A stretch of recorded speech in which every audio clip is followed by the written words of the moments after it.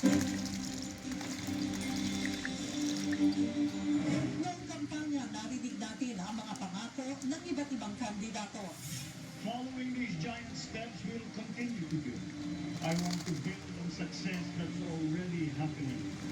We all want peace in our land. You and your children want a good chance at a better life. Ang pangarap nyo ay pangarap ko. Sa inauguration, nilatag sa atin ang bagong Pangulo ang kanyang vision for the country.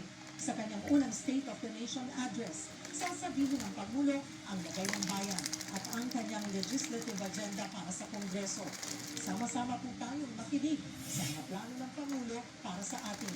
Unang soma sa Lunes na, July 25. Watch us on One News and One PH. All sides, all the time.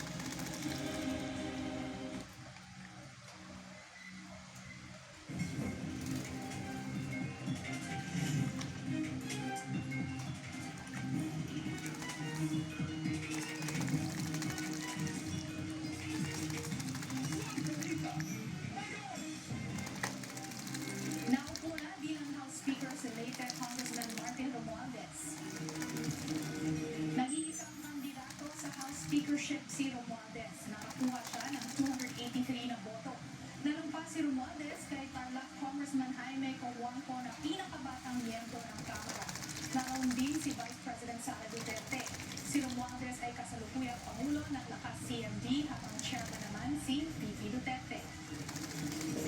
Samantala ang 5 trabahador sa pamamaril sa Doña Remedios Trinidad, Bulacan.